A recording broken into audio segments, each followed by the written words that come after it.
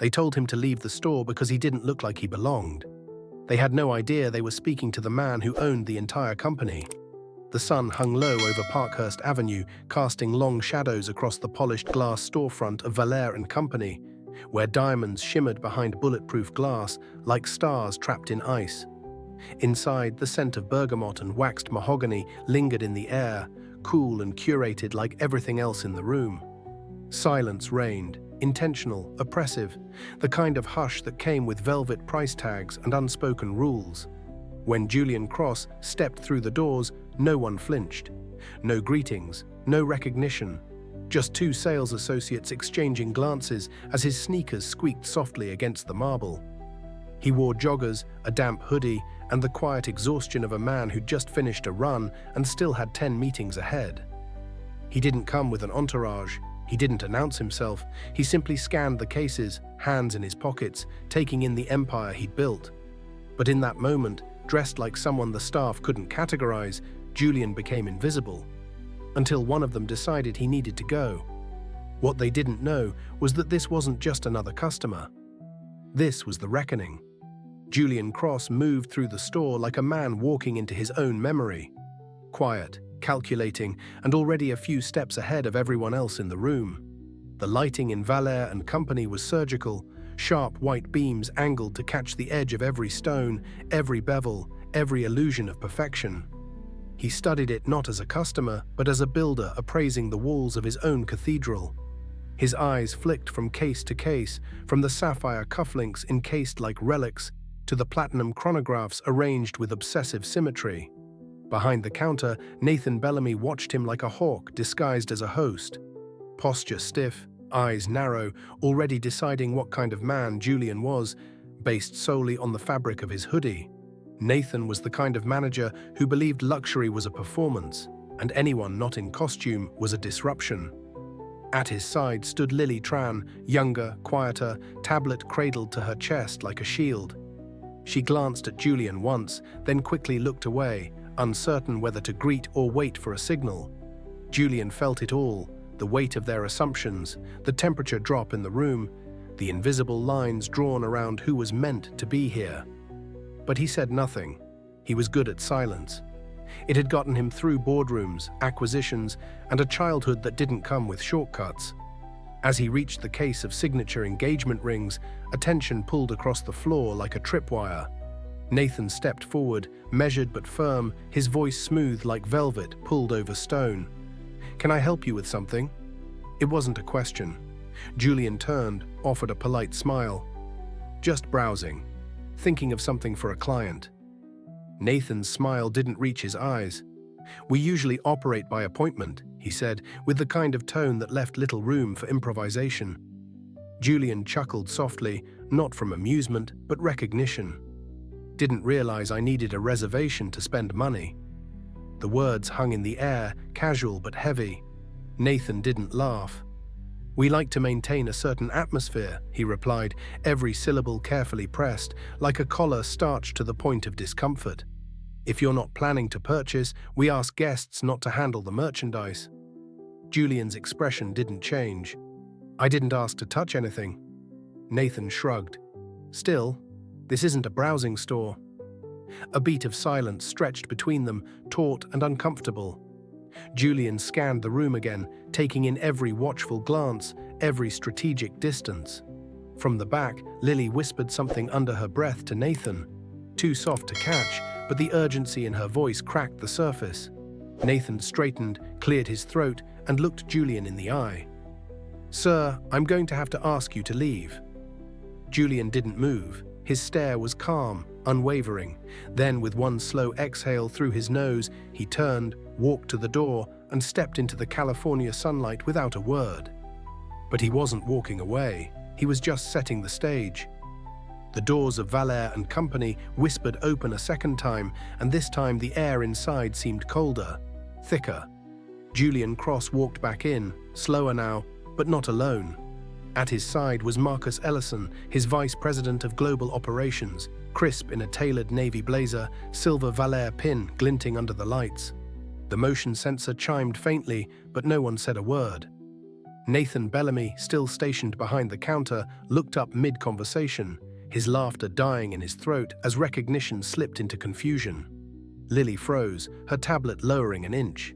Marcus scanned the room like a general before a siege, calm but calculating. "Afternoon," he said, his voice smooth but firm, cutting through the silence. "Jennifer Tran, yes? And Mr. Bellamy?" Nathan nodded, jaw slightly clenched. "And you are?" Marcus ignored the question, turning slightly to gesture beside him. "This is Julian Cross." The name hit like a dropped glass. A pause rippled through the room, barely a second long but deafening. Julian stepped forward, his expression unreadable. "I believe you asked me to leave," he said. Bellamy blinked, hesitated. We didn't realize." "You didn't ask," Julian replied, voice steady. "You assumed." The lights overhead caught on the reflection in the glass counter, slicing clean across Julian's face like a spotlight, casting everyone else in shadow. "I came in here for clarity," he continued, "and I got it." Bellamy shifted, clearly trying to find the edge of control. "I meant no disrespect," he said carefully. "We simply have procedures." Julian's gaze didn't waver. "Procedures based on attire, posture, skin tone."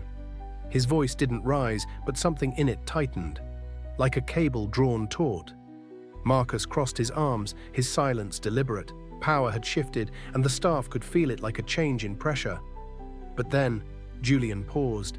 He scanned the room again, jaw flexing. A flicker of doubt crossed his face. Had he misread this? Was this just overzealous protocol? For a breath, the possibility hung there, enough to slow the moment. Nathan seized it. "We deal with a lot of high-risk merchandise," he said quickly. "We're trained to be cautious." His tone hinted at professionalism, but his eyes betrayed the scramble. "If we'd known you were the owner, of course." Julian tilted his head slightly. "And if I wasn't?" he asked. "If I was just a man looking for a gift?" No one answered. Julian looked from Nathan to Lily. Her gaze dropped. "This store represents the brand I built," he said quietly. "And in 20 seconds, you turned it into a place I no longer recognized." The tension thickened, a slow-burning fuse with no clear detonation point yet. And still, something in Julian's posture remained guarded, as if part of him hadn't ruled out that maybe this wasn't malice, but a misstep. But deep down, something had shifted. The welcome was gone, the mask had slipped. The reckoning hadn't arrived yet, but its footsteps were echoing down the hall. Julian stood motionless, the world around him shrinking to the size of the showroom. Lights too bright, silence too loud. The diamonds no longer sparkled, they stared. For a long beat, no one spoke. Then Marcus shifted beside him, folding his arms, eyes locked on Nathan, saying nothing but watching everything. Julian's gaze drifted slowly across the space. Past the velvet-lined display cases, the scent of cologne and glass cleaner, the muted reflections of luxury that once meant progress. But the feeling in his chest wasn't pride, it was distance. Something was off. Not just the way he'd been treated. Deeper, older, familiar in a way that unsettled him. He had stood in this exact store when it opened, smiled for cameras, posed with executives. He had chosen that marble himself. Now it felt like a stranger's home. Across the room, Lily hovered awkwardly, her fingers twitching at the edge of her tablet. She wasn't avoiding him anymore, she was bracing. Julian narrowed his eyes. The shift in her body language wasn't fear, it was recognition. Of him, of the mistake. She'd known for longer than she let on, but she hadn't said a word, hadn't intervened. And that silence hit harder than Nathan's dismissal. It was compliance in real time, the kind that camouflaged itself behind policies and politeness. Nathan, meanwhile, still hadn't met Julian's eyes. He was repositioning, mentally, physically, adjusting his tie, clearing his throat, trying to recover dignity he hadn't earned. "We're trained to read behavior," he offered, as if reading a script half-remembered. "We don't always get it right." Julian's voice came out quiet but sharp. "You weren't reading behavior, you were scanning for permission, and I didn't fit the mold." His words didn't echo, but they didn't have to. They landed. Julian stepped closer to the nearest case, one he'd helped design, with a custom-cut bevel to reflect the ceiling lights just so. In its reflection, he caught his own eyes. Tired, not from age, but from repetition. He'd lived this before, not in luxury stores, in boardrooms, on sidewalks, at hotel check-ins. The sense that entry was conditional, that respect had prerequisites. The hoodie, the sneakers, the posture, they were just the latest excuse. And then came the flicker. Maybe it wasn't personal. That thought almost gave him pause, almost gave Nathan a reprieve. But it didn't hold, because Julian knew, deep down, this wasn't a single man's failure. It was muscle memory, industry instinct, and no amount of soft lighting or curated playlists could disguise it anymore. He turned, looking Nathan dead in the eye. This place wasn't supposed to feel like that. Nathan didn't respond. He didn't need to. The air had shifted. Julian had walked in as a stranger. Now he stood in judgment. And while no formal accusation had been made, every inch of the room knew something had fractured. Not from a raised voice, not from a threat, but from the quiet, unbearable weight of recognition finally arriving and not letting anyone look away. The truth landed like a thunderclap, silent, then deafening. Julian didn't have to raise his voice. He just stepped forward into the center of the space he owned and said the words that cracked the illusion open. "I'm Julian Cross. I own this location." And the brand above the door. For a split second, the world stopped spinning. The lights seemed colder, the air thinner. Behind the counter, Nathan Bellamy's jaw slackened as though gravity had suddenly doubled. His arms, once folded in confidence, now hung stiff at his sides. Lily's mouth parted slightly, tablet lowering slowly like a curtain falling at the end of a bad performance. Julian didn't flinch, didn't blink. His presence filled the room now, no longer invisible, no longer underestimated, just undeniable. "You assumed I didn't belong here," he continued, voice low but ringing with clarity. "You didn't ask questions, you just made a call. And you made it loud." His tone wasn't cruel, it was clean, surgical, designed not to humiliate, but to expose. And it worked. Nathan opened his mouth, then closed it again. Words wouldn't form, excuses were ash in his throat. The composure he'd clung to earlier shattered under the weight of reality. He wasn't talking to a man with money. He was standing in front of the architect of his paychecks. The temperature in the store dropped, not literally, but perceptibly. A tension hummed in the air, electricity without release, the kind that made glass tremble in its frames. From the front door, Marcus stepped aside as two more figures entered. Chanel Briggs, director of client experience, moved with the grace of someone used to walking into fire and putting it out with words. Andre Mendez, sharp-eyed and deliberate, followed with a small black folder tucked under one arm. They didn't speak right away. They didn't have to. Their arrival said it all. This wasn't just personal. It was procedural now. Julian gestured toward them. "We're not here for a scene," he said. "We're here to listen, to show you what happens when assumptions become policy." Andre opened the folder, pulled out a card, handed it to Lily. "Read it," Julian said softly. Lily's voice trembled.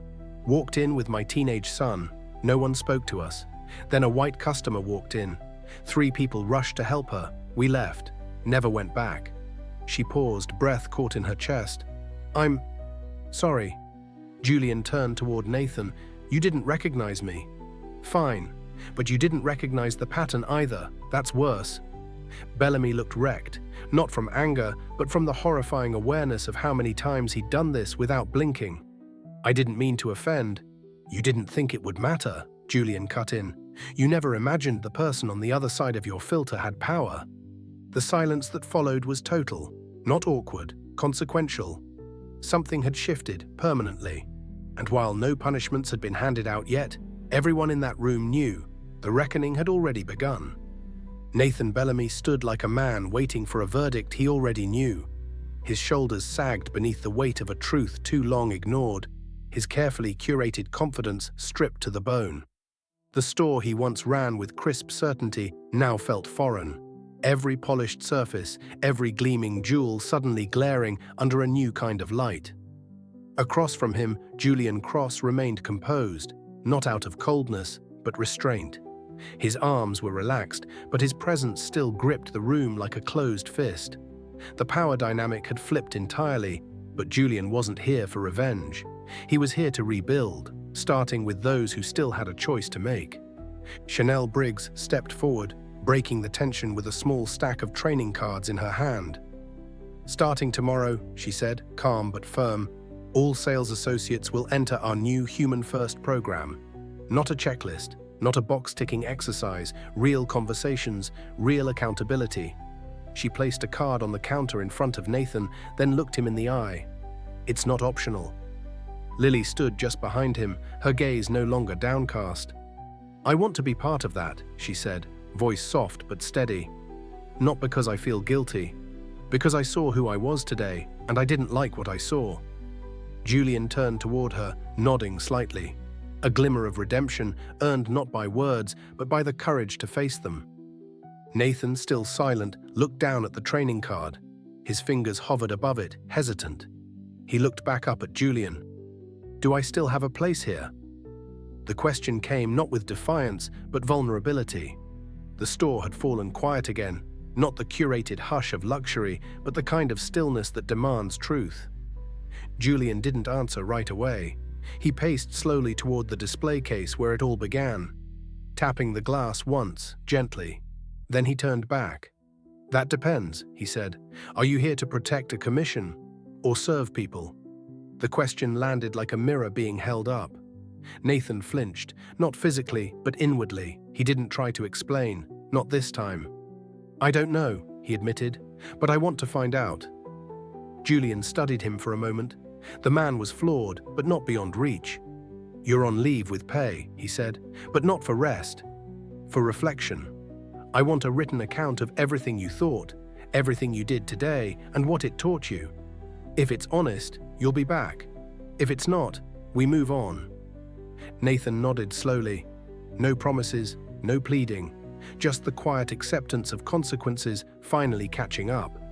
Behind him, Lily placed her tablet on the counter, no longer hiding behind it.